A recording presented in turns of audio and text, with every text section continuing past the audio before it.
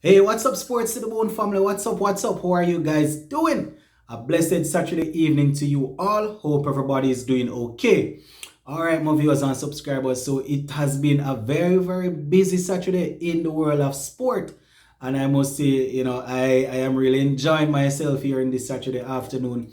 Have a couple of things I want to talk to you guys about though. We know that the World Cup, the female World Cup, Cricket World Cup I think it will commence next week, Friday. Yeah, man, West Indies will take on the host New Zealand. So our captain, Stephanie Taylor, she spoke to the media. She had some interesting things to say. So I'm going to be taking a look at a couple of the things that she addressed. And, also going to be looking at some football. Yes, man, going to be zooming in on the English Premier League somewhat, not in too much detail. We know the situation that is going on between Ukraine and Russia and Chelsea Football Club. Very big club over there in England. Their owner is Mr. Abramovich, a very big player over there. Well, he's from Russia. And he has decided to basically step aside, take a back bench, take a back seat where the running the day-to-day operation of the club is concerned. So we're going to take a look at that. But before we go any further, you don't know the golden rule. Hit that subscribe button, my viewers, if you have not yet subscribed. Also, make sure you turn on that post notification bell.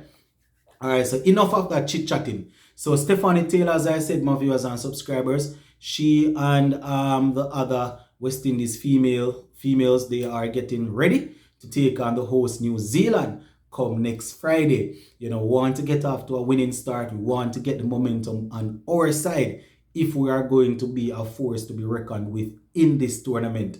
Right, and based on what I am seeing here, Stephanie Taylor is saying that right now the team is in good spirit and they are ready for the challenge.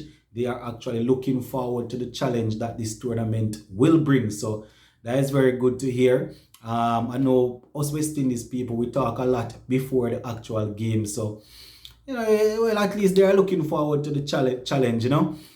She was saying that the team is basically focusing on improving, and they have over the past couple of years the ultimate goal has really been to try and improve the ODI status of the team to see if they can basically compete with the top teams up there.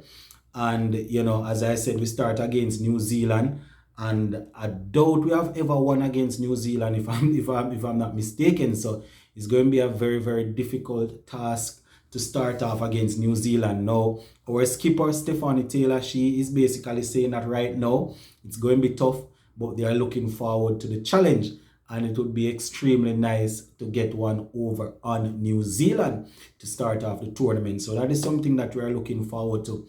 As it relates to the tournament, I think the last time we really did well in that tournament would have been in 2013, I think, when we were runners up. I think Australia won it that time. So, we're definitely going to have to put our shoulders to the wheel, as they would say, and see if we can basically get it up and running. Now, Taylor is quoted as saying, and I quote, "For us, it is more about improving and getting better as we play." Right? And she's saying that, as I said earlier, would be important to get one over on New Zealand, even though they are hosting, and it's going to be very tough to beat them in their backyard. So, Stephanie Taylor is very optimistic. She's also quoted as saying, and I quote, "The team is pretty excited, and we are up for the challenge." So that is what she had to say. She went on to say, and I quote, "Have to go out there and play to the best of our abilities."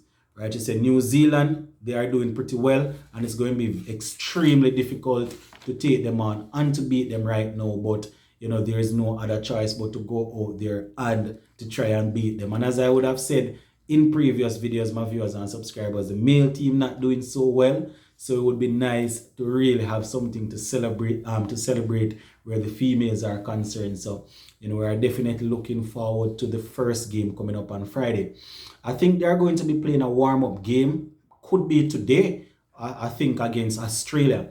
Yes, man. So, they are basically fine-tuning things and sharpening up things and making sure that they are ready to go. And as I said, fingers crossed that they will do well. I mean, they have some experienced campaigners there. People like Stephanie Taylor, Deandra Dutton, Mohamed These are all ladies that they have been playing together for a while now, and they are usually, always standing out when we're having series. So it's just for all of them to get it right, or majority of the players to get it right, for us to really put up a good fight against the different teams in this tournament. So gonna be keeping an eye on that. All right, so let us just switch a little bit over to some football before I go now. So as I said earlier, my viewers and subscribers, today, Saturday, a lot of Premier League games went ahead. I mean, I watched 3 games. I watched the Tottenham game. I watched the Manchester United game. It was very, very painful to watch. We played over 90 minutes, and we had majority of the ball possession against Watford. I think Watford is second from bottom in the table. And, we had 22 shots. Yes, we had about 22 shots overall, and maybe about 2 or 3 on targets. On target. And, we weren't able to score. So it was very, very tough to watch. At one point in time, we had all the heavy hitters on the team. The Jadon Sancho, the Rashford, the Ronaldo, the Pogba, the Fernandes, all of the guys that they expect will, the Anthony Elanga, all of the guys that they expect would probably find a goal for us. They were on the field, and, we still weren't able to really pull it off. But there are a couple of things that, this team is really missing. So that was very painful to watch. And then I had the City game. The Manchester City went up against Everton. And that game was extremely good up until about I think it was in the 88th minute or somewhere there about that. Michael Keane, he had a lapse in concentration, and Phil Foden was able to pounce and score. But up until that moment, I must say it was a very, very, very, very competitive game, especially the first half. City, we know they're a team that like to dominate on the ball, like to do things their own way. And I must say Everton did not allow them to do any of that at all. So it was really, really, tough when they were able to score and take the lead. But yeah, those are the games that I actually watched. As I said, viewers on this platform here will know that I watch a lot of football. I think I need to start doing some football reviews, just as how we do the cricket reviews and thing. But the main football story that I want to talk about now, though, is Chelsea. Chelsea, very big club over there in England. Chelsea Football Club, owned by the Russian Mr. Abramovich. And, I think he has owned that club since 2003. I think he would have taken over.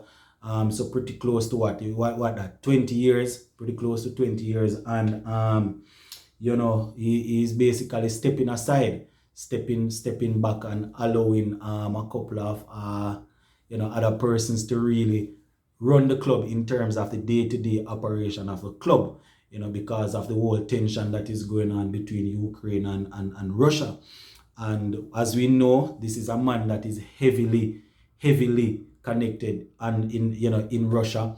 I think in court he would have openly admitted to really paying money for whatever. You understand? We don't want to get into specifics, but yeah, just read up on this man. He's one of those billionaires that is well known around the world, ruthless when it comes on to his business as it relates to operating his club. Usually treats his players and his management team very, very good. So he has decided to step aside and allow the club, the day-to-day running of the club, to be controlled by someone else. We don't know how long this will go for. But for now, I think it is probably the best move, because we see where in the UK, in Parliament, they were basically saying that, if a man like this should be allowed to own a football club in the country, because of past things that would have come up against him in court and things like that. So, they were saying that there are sanctions that they will definitely think about putting against him. I doubt I don't know what the case is now, but the last time I checked, he wasn't even able to travel to watch his team for a long period of time because of sanction that they had on him. So this is something that is very tough.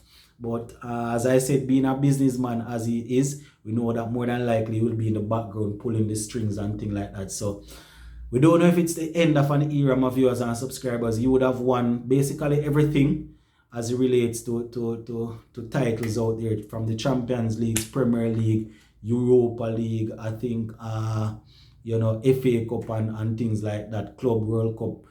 I think they would have managed to win majority of those things under his ownership. So I hear that different persons are basically putting bids together and things like that, but I don't know if the club will be sold, but it's pretty interesting, my viewers and subscribers, especially for Chelsea fans. I know that they are basically wondering what is going to happen to the club now. And I mean, they are actually in a good place. So for something like this to happen now, it might really affect them. But who to tell? It's just probably going to let us just wait and see where it goes, my viewers and subscribers. But we're going to leave this one right here for now. Zin, Sports to the Bone, keeping it informed. Big up on yourself, my wonderful peeps.